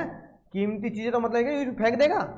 जज ने क्या बोला भाई यार कम से कम देख तो लेता, डायमंड है असली का। Held liable in the absence of ordinary care, care ना करने पर क्या हुआ, यानी इस वाले पॉइंट का केस है। समझना की बात? ठीक है। और 72 पुरानी कहानी याद आया? 16 के साथ पढ़ा था सेक्शन 14 15 के साथ पढ़ा था, कोर्शन के साथ। 15 प्लस 64 प्लस 72। एक और बात, जय वीरू बसंती वाले याद है, जॉइंट प्रोमिसर। सोचो जॉइंट प्रोमिसर केस में पहले तो बसंती पैसे दिया ही, फिर भाई गुस्सा आया जय को, जय भी पैसे दिया है। अब ठाकुर साहब के पास 60,000 रुपए नहीं 30 नहीं 60 पहुंच गए, डबल हो गए, तो ठाकुर साहब लौटाएंगे लौटाएंगे? तो जज साहब ने बोला भाई ओ ठाकुर साहब, अगर तुम्हें किसी ने पैसा पे कर दिया है गलती से, पैसा पे कर दिया कैसे सर? गलती से, या फिर याद है कोर्शन सेक्शन 16 और 15, तो ये तो पढ़ा ही था, 3 सेक्शन लिखवाए थे। मतलब जॉइंट प्रोमिसर को लौटाना, तो उस बंदे को पैसे लौटाने पड़ेंगे। हाँ, उसको जिसने पैसा दिया है उसको लौटाना। The person to whom money has been paid and delivered by mistake under coercion must repay और रिटर्न, वो उसी बंदे को क्या करेगा? पैसा लौटा देगा, बात खत्म। अगर तुमने कोई टैक्स गलती से डबल पे कर दिया, तो ये टैक्स गवर्नमेंट की जिम्मेदारी है कि वो एक्स्ट्रा पे कर दे, वो क्या करो? लौटा दो, तो लौटा दे। जयवीरू बसंती वाली बात ये लिखी, ठाकुर को लौटाने नहीं लौटाने, है ना? अब एक बात, जो सेक्शन 15 के साथ नहीं पड़ी थी, पर धारा 15 को थोड़ा सा और क्या किया गया? बढ़ाया गया। ये केस वहां नहीं था। धारा 15 को हम सोचते थे कि धारा 15 क्या है? कोर्शन, कोर्शन यानी कि धमकी, सुसाइड की धमकी भी धमकी मानेंगे, है ना? 4 उसके पॉइंट थे, लोगों को धमकी देना या वो काम कर लेना जो आईपीसी में मना है, प्रॉपर्टी को जब्त करना या प्रॉपर्टी को जब्त करने की धमकी देना। याद आई बात? अब जज ने कहा कि ये जो काम हुआ है ना इस केस में, ये भी धमकी के बराबर है। कैसे? एक बंदा विदाउट टिकट ट्रेवल कर रहा है। कैसे ट्रेवल कर रहा है बाबू? टिकट चेकर आया, टिकट चेकर को क्या करना चाहिए बताओ? क्या करना चाहिए? टिकट चेक किया, टिकट नहीं मिला, अब क्या करेगा वो? उतार दो या पेनल्टी ले लो। ये मत कहना ले दे के हिसाब कर लेगा, है ना? राइट, ये तो करेगा ना, पेनल्टी ले लेगा या फिर कह देगा भैया उतर जाए स्टेशन से। वो टिकट की चेक करने के बाद उसका चालान नहीं बना रहा कि इतना चालान लगेगा, इतने पैसे लेंगे, हर जान लगेगा, उसे भैया उल्टी सीधी बातें बोलने लगा, है ना? उल्टी सीधी चीजें कहने लगा, ट्रेन से फेंक दूंगा तो चलती ट्रेन से, है ना? तेरे पेट में छुरा घोप दूंगा मैं, है कि नहीं बात? ठीक है, चलती ट्रेन से तेरा मुंह आ कर दूंगा, खंबे पे टकराएगा, मुंडी अलग हो जाएगी। ऐसे खतरनाक खतरनाक बातें। सही है गलत है? तो जिस बंदे के साथ ये किया उसका नाम था टीकम दास। टीकम दास को इतनी बुरी लगी ये बात, दिल पे लगी, टीकम दास ने उस रेलवे कॉर्पोरेशन के ऊपर केस कर दिया कि भाई रेलवे के कर्मचारी मतलब मेरे टिकट ना होने पर, सिर्फ 5 रुपए के टिकट ना होने पर ऐसी ऐसी बातें कर रहे हैं। तो मुझे बड़ा हैरेसमेंट हुआ, ये बहुत ही ज्यादा गलत, हम ऐसी ऐसी बातें कर रहे हैं, मार देंगे, ट्रेन से फेंक देंगे। तो जज ने बोला इसे बोलते हैं एक्सटॉर्शन। क्या बोलते हैं? एक्सटॉर्शन मतलब बुरी तरीके से टॉर्चर करना। और एक्सटॉर्शन भी किसके बराबर माना गया? कोर्शन के बराबर माना गया। क्या माना गया बाबू? जज ने बोला कि भाई suit what decree in his favour, उसके फेवर में केस दिया गया कि मुझे हर्जाना दिलाया जाए एक्सटॉर्शन करने का। तुम चालान काटते पैसे ले लेते, 5 रुपए की बात थी ना, 5 रुपए ले लेते। 5 रुपए के चक्कर में इतना सब कुछ बोल दोगे, है ना, कि जैसे मैंने कोई किसी का मर्डर कर दिया। अरे भाई ये कुछ बात थोड़ी है। तो ये बात, तो इसको भी क्या बोला गया, कोर्शन के बराबर है, आपको उसका पैसा देना पड़ेगा। ठीक है, समझ में आ गए सारे? 68, 69, 70, 71, 72, 68 बच्चन साहब, 69 पराग सर, 70 केक कटेगा सब में बटेगा, 70 केक कटेगा सब में बटेगा, है ना। 71 बेली यानी कि फाइंडर ऑफ गुड्स, पाया मैंने पाया तुम्हें, है ना। 71 गाना पाया मैंने, और 78 किसी को आपने गलती से पैसा दे दिया तो वो तुम्हें लौटाएगा, उसमें एग्रीमेंट करने की, नए एग्रीमेंट की जरूरत नहीं। ठीक है, याद आया क्वांटम मेरिट? पिछली क्लास में बताया था बाबू, क्वांटम मेरिट का मतलब होता है जितना काम उतना, कि मैंने तुम्हें क्या पढ़ा दिया, कॉन्ट्रैक्ट पूरा पढ़ा दिया, आगे के एक्ट नहीं पढ़ा रहा। अरे लिहाज, कुछ तो लिहाज करो उम्र का निकम्मो, जितना पढ़ा दी जज कह रहे उतना दाम तो देना पड़ेगा। Payment in the proportion to the amount of work done, जितना प्रपोर्शन में मैंने तुम्हें पढ़ा दिया भाई उतनी फीस बनती है मेरी। हाँ मेरे ऊपर तुम केस लड़ रहे हो तो मैं हर जाना तुम्हें बाद में दे दूंगा जब केस का फैसला आएगा, पर इतनी अभी तो फीस दे दो ना उतनी। जज ने कहा ठीक है बाद में फैसला कर देंगे कि सर के बाकी एक्ट ना पढ़ाने से तुम्हारा नुकसान की भरपाई कैसे कराई जाए, लेकिन फिलहाल किसके पैसे दे दो, कॉन्ट्रैक्ट एक्ट का पैसा दे दो। ठीक है, अब इसे केस क्या है। अब सबसे खतरनाक बात, कई बच्चों को लगता है कि क्वासी कॉन्ट्रैक्ट का मतलब होता है जितना काम कर दिया उतना दाम। ये बात तो ठीक है, जितना काम सही किया है उतना दाम देना चाहिए, लेकिन क्वासी कॉन्ट्रैक्ट 2 कदम आगे निकला। क्वासी कॉन्ट्रैक्ट ने बोला जितना काम खराब किया है, उसका भी दाम लौटाना पड़ता है। बात समझ में आई? तो जितना काम सही उसका दाम भी बनता है, और जितना काम खराब तो सामने वाले काम थोड़ी बिगाड़ दोगे, सॉरी सर फिर कह के चल दोगे। जज ने कहा नहीं भाई देखो क्या लिखी बात। सबसे पहला, जितना काम सही हुआ है उतने काम के पैसे तुम्हें देने पड़ेंगे, देने पड़ेंगे। सेक्शन 65 याद है किसके साथ पढ़ाया था? ये मैंने पढ़ाया था 56 के साथ। जब मैंने तुम्हें बोलता 56 का उल्टा 65, तो 56 65 एक साथ पढ़ना। वो नशेड़ी हो, याद आ रही नहीं आ रही बात? तो तुम इसके साथ पढ़ाया था मैंने कि अगर कोई कॉन्ट्रैक्ट सेक्शन 56 के हिसाब से, या कभी भी क्या होता है, कोई भी कॉन्ट्रैक्ट अगर वॉइड होता है तो वॉइड कॉन्ट्रैक्ट में अगर कोई बेईमानी नहीं है, एक्ट ऑफ गॉड टाइप है, जैसे आग लग गई, फसल बह गई, है ना। याद है वो एक गोडाउन वाला केस था, 1,20,000 रुपए का क्या था किराया था, फिर 7 महीने के बाद आग लग गई तो 50,000 तो लौटाने थे। तो अगर वो आग लगी तो एक्ट ऑफ गॉड की तरह हो गया। तो अगर कोई एक्ट ऑफ गॉड की तरह का मामला है तो जितना काम उसने सही किया उतने दाम क्या करने पड़ेंगे, देने पड़ेंगे।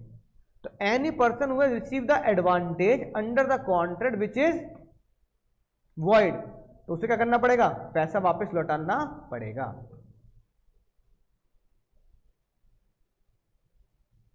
जल्दी पढ़ लो ये वाला, समझ में आ जाएगी बात।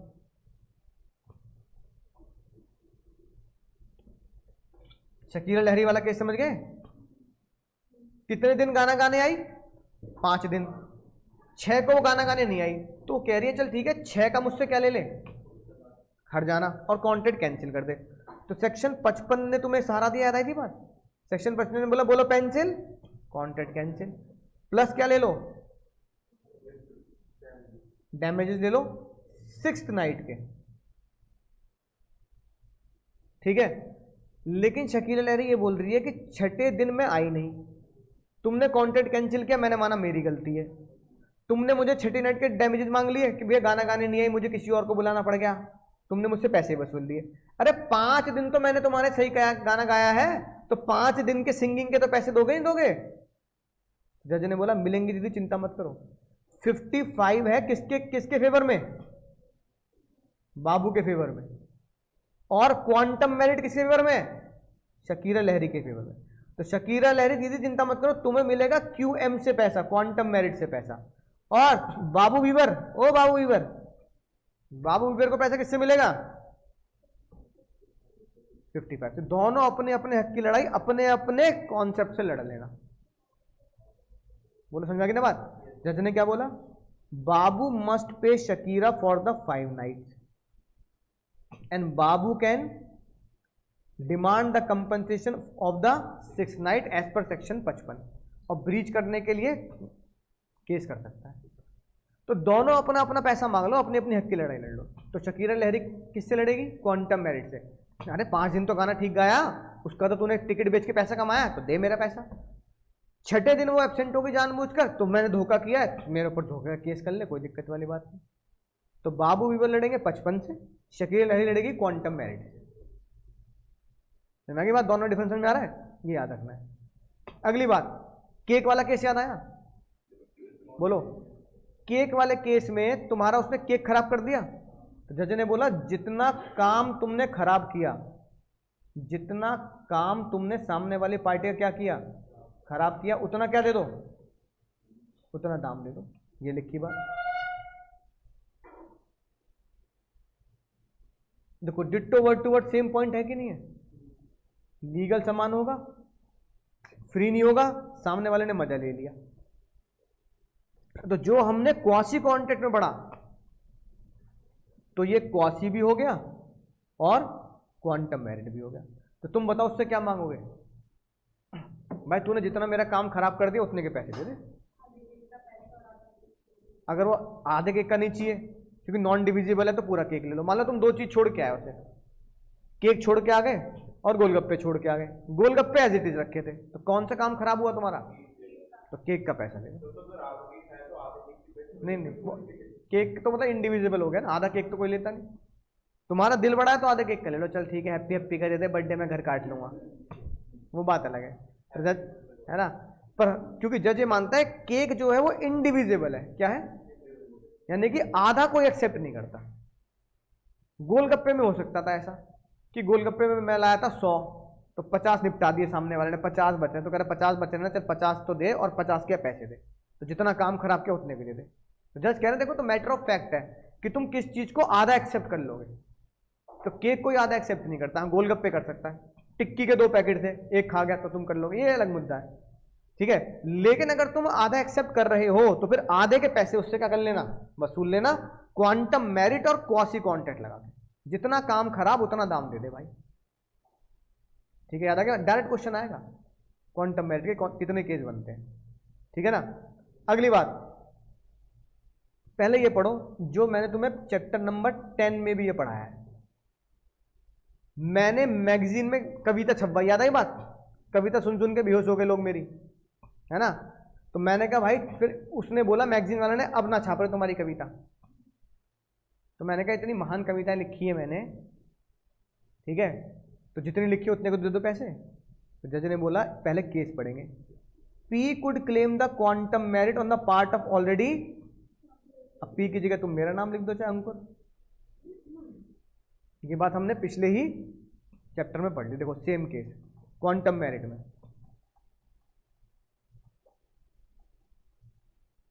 ये रहा, पढ़ना ये वाला केस, बस वहां पी लिखा है, यहां मेरा नाम लिखा है। Ankur Agrawal can claim part already, ठीक है भैया, मेरी कविता लोगों को समझ में नहीं आ रही, तुम मेरी क्या कर रहे हो, कविता छापने से मना कर रहे हो। अरे तो जितनी छाप दी उतने का तो पैसा दोगे, है ना।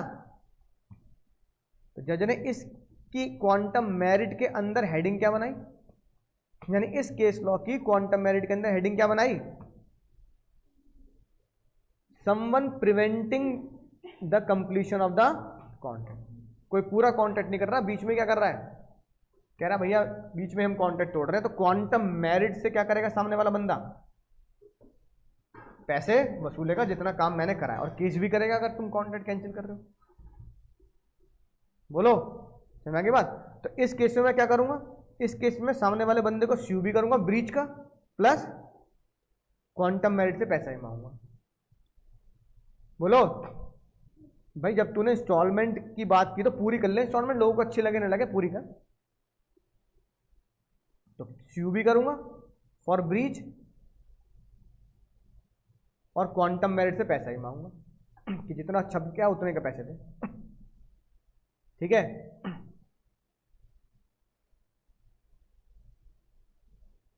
बोलो बात समझ में आ गई। अगला केस देखो, एक बंदे ने 100 डब्बे डिलीवर कर दिए, मतलब 100 डब्बे डिलीवर करने थे, कितने डिलीवर कर दिए? नहीं 1000 तो प्राइस है, 50 कर दिए, बाकी मना कर रहा है, तो 50 के तो पैसे लेगा। जज साहब क्या कह रहे हैं, अरे जो 50 पे कर दिए उसके तो भाई ईमानदारी से पैसे दे दो। ये तुम्हारा मेरा केस हो गया, मैंने तुम्हें बोला भाई पढ़ाऊंगा, लेकिन मैंने कॉन्ट्रैक्ट पढ़ाया, तो जितना काम सही किया उतना दाम तो दे दो, है ना। इसमें क्या होगा, इसमें डी क्या करेगा, जग्गू को पैसे दे देगा, किसके? 50 के, और डी क्या करेगा, बाकी सीयू भी करेगा, किसके लिए? फॉर नेक्स्ट 50, कि मैंने तुझसे कितने मंगाए थे? 100 में तेरे को 50 के पैसे मैं दे रहा हूं, तूने 50 के लिए क्या किया है, नेक्स्ट 50 के लिए क्या किया, धोखा कर दिया, इसके लिए मैं तेरे ऊपर क्या करूंगा, केस। तो एग्जाम में दोनों लिखा ना, एज, है ना, Jaggu breach the contract by not giving next instalment, तो इसे हम क्या बोलेंगे, एक्चुअल ब्रीच। याद आई बात, क्या बोलेंगे? अरे भूल तो ना गए, क्या बोलेंगे इसे? तो एक्चुअल ब्रीच कर दिया, एक्चुअल ब्रीच की बात लिख के आना और कहना क्वांटम मेरिट से क्या कर लियो भाई, वसूल लियो। ये देखो ये लिखी बात, देखना सेम केस नहीं है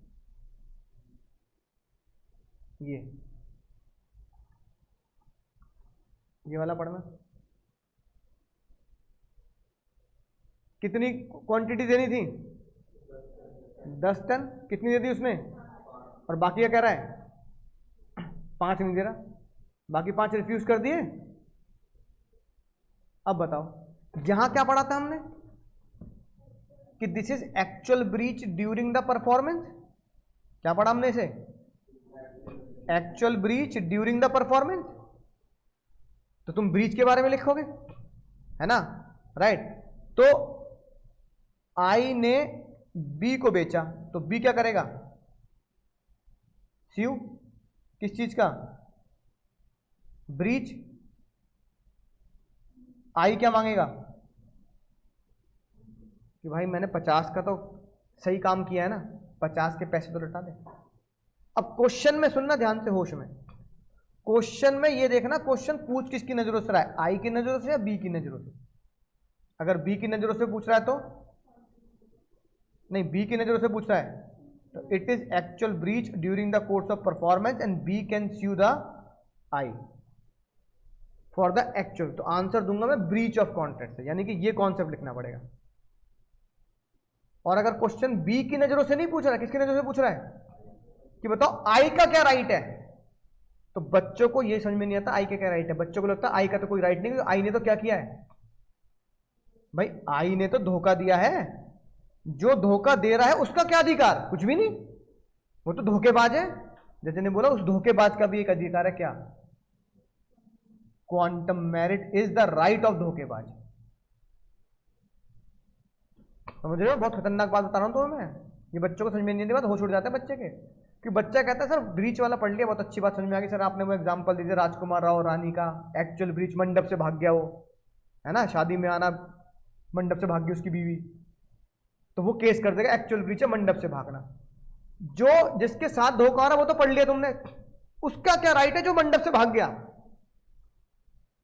जिसने एक्चुअल ब्रीच से पहले कुछ सामान डिलीवर किया, क्या राइट है धोखेबाज का? Quantum merit. नई बात, बहुत खतरनाक बात है। तो आई का राइट है क्वांटम मेरिट और बी का राइट है ब्रीच से कॉन्ट्रैक्ट को स्यू करना। समझ रहे हो? यही बात तो यहां लिखी है, ये बात तो यहां लिखी है बाबू, ये लिखी बात। डी का क्या राइट है? Quantum merit. और जग्गू का क्या राइट है? Actual breach during the performance करके स्यू करना। तो हम ये कॉन्सेप्ट पढ़ रहे हैं डी के नजरों से, और पिछले चैप्टर क्या पढ़ा था? जग्गू की नजरों से। तो अगर क्वेश्चन पूछ रहा है जग्गू का राइट बताओ, तो लिखोगे एक्चुअल ब्रीच जग्गू के साथ हुआ है ना।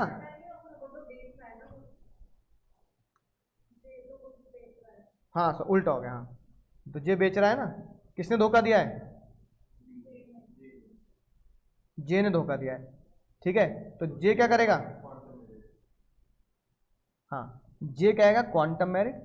डी का क्या राइट है, डी कह रहा है मेरे साथ एक्चुअल ब्रीच हुआ है, तो डी के साथ एक्चुअल ब्रीच हुआ है तो ब्रीच वाला लॉ लिखना है। जे धोखेबाज आदमी है, तो धोखेबाज को भी फिर भी एक सहायता मिली क्या, कि चल तूने 50 डिलीवर कर दिया सही, उसका क्यूएम ले ले। लिख लेना ये बात, क्योंकि बाद में भूल जाते हैं ये बात। तो ये बात आई और बी में भी लिख लेना, ये बात जे और डी में भी लिख लेना, ठीक है, बोलो भाई समझ में की बात। और भाई क्यूएम का आता आखिरी मुद्दा जो मेरे साथ हुआ भाई, है ना, सुनना ध्यान से। एक दिन भाई इसका बर्थडे था, ये मेरी छोटी बेटी है ना, इसका birthday, happy birthday to you, बोल हैप्पी बर्थडे। अब जिस दिन उसका हैप्पी बर्थडे था तो घर वालों ने कहा गुब्बारे बनाएंगे, गुब्बारे बनाएंगे। मेरे जैसी लग रही, नहीं लग रही है, नहीं लग रही, तो हैप्पी बर्थडे था इसका, गुब्बारे बनाएंगे। गुब्बारे वाले पता क्या कहते हैं, गुब्बारे वाले कहते हैं सर ये वाला डिजाइन बना देंगे, ऐसा कर देंगे, वैसा कर देंगे, बढ़िया लगेगा, है ना।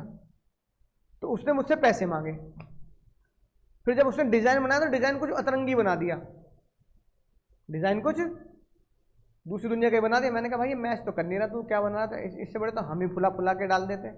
अगर जमीन में फैलाने थे और दीवारों पे चिपकाने थे तो फिर तो क्या करता, फिर तो मैं फुग्गे फुला लेता। फुग्गे समझते हो ना यूपी की भाषा में, फुग्गे मतलब गुब्बारे, है ना। फिर तो हमें गुब्बारे आता, तो मशीन भी आती है ना, मुंह से जोर लगाने की जरूरत भी नहीं है कि फेफड़े बाहर आ गए ऐसे करके, ऐसा भी नहीं है। बचपन में बहुत दिक्कत होती थी, पर उससे क्या होता है, एक्सरसाइज होती है लंग्स की। तो आज तो मशीन भी आ रही है भैया, मशीन आ रही है, गुब्बारे वाली मशीन से फुलाते और चिपका देते, सस्ता भी पड़ता है मामला। अब ये कोई तरीका थोड़ी तू यार पता पैसे ले लिए।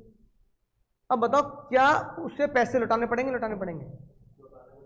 तो जज ने बोला उसने मेरा काम सही किया खराब किया, तो जज ने बोला अगर आपने पूरा पैसा दे दिया तो जितना काम उसने खराब किया वापस ले लेना। अच्छा मैंने पूरा पैसा नहीं दिया था, आधा दिया था। तो जज ने बोला कि भले ही उसने काम खराब किया है, पर जितना काम उसने आपकी नजरों में ठीक कर दिया, चलो गुब्बारे तो आ गए, उतना दाम तो उसको दे देना, लड़ो मत, सर देखो ऐसा मत करो, बिल्कुल सारे पैसे मार लो उसके। तो जज ने बोला 4 बातें पूरी करना और उसके पैसे काट लेना, यानी जितना काम खराब उसके पैसे काट लो, या आपको लगता है जितना काम उसने सही किया है उसका पैसा दे दो। कॉन्ट्रैक्ट होगा इंडिविजिबल। मैंने कहा इंडिविजिबल ही है, गुब्बारों को डिवाइड थोड़ी करना था कि आज आधे लगाऊंगा आधे कल लगाऊंगा, इंडिविजुअल है। पैसा लमसम डिसाइड हुआ, मैंने कहा लमसम डिसाइड है। फॉर एग्जाम्पल उसने बोला पूरी डेकोरेशन के 10,000 रुपये लूंगा, उसने पूरा कर दिया।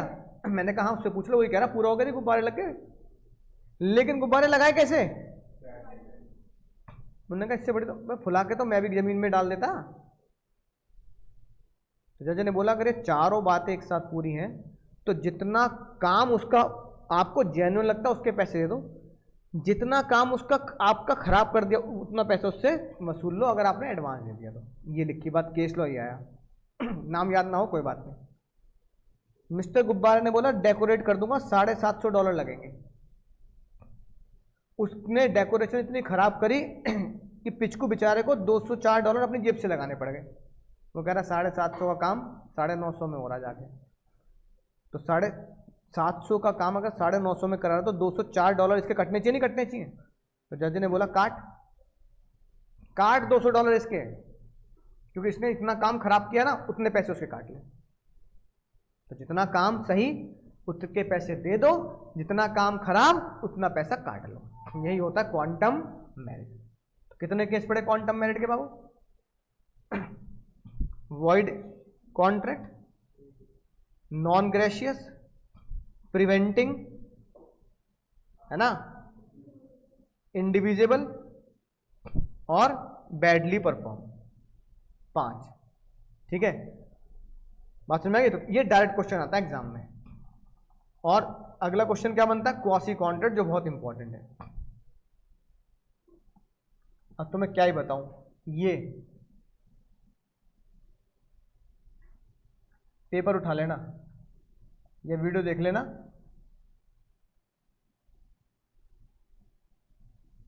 सितंबर 2024 में सिर्फ एक सेक्शन पर अक्षर वाला पूछ लिया, उसमें नाम एक्स और वाई है कि एक बंदे ने दूसरे के पैसे दे दिए। टुच्चा क्वेश्चन, बिल्कुल टुच्चा लड्डू क्वेश्चन है, एकदम हलवा।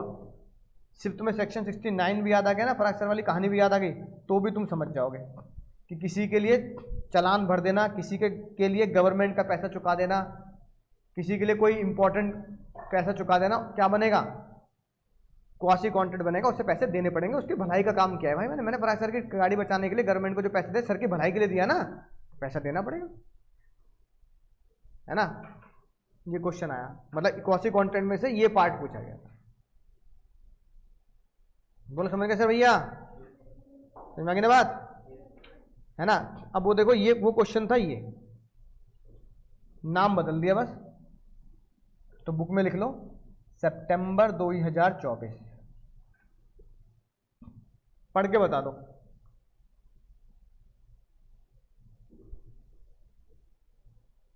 ये क्वेश्चन आया सितंबर 24 में, जो 2007 में पूछा था। सोचो अब पूछा गया है क्वेश्चन इतने सालों बाद, डिट्टो डाल दिया वर्ड टू वर्ड।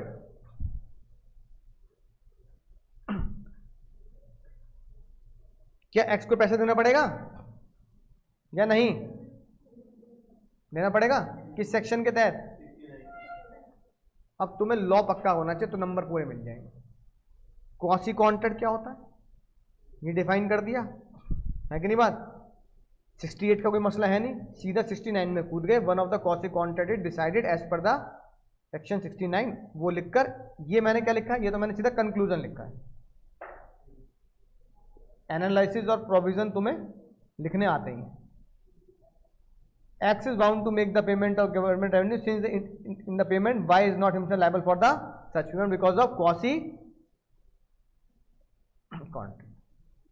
तो ये आज का होमवर्क है, राइटिंग प्रैक्टिस ग्रुप में भेजेंगे, है ना। लिख के भेजना, तमीज में होश में, है ना। तो ये होमवर्क लिख के भेजेंगे कि अगर यही क्वेश्चन एग्जाम में आ गया सितंबर 24 में, अच्छी बात है, लेकिन यही मेरे एग्जाम में अगर ऐसे ही क्वेश्चन आ जाए तो मुझे लिखना आना चाहिए क्वासी कॉन्ट्रैक्ट क्या होता है और उसके अंदर कितनी बातें होती हैं। सारी नहीं लिखनी, सिर्फ एक ही लिखनी है, क्या 69। बोले समझ गए सर, बहुत मजा आया सर। चलो tata bye bye, take care, thank you.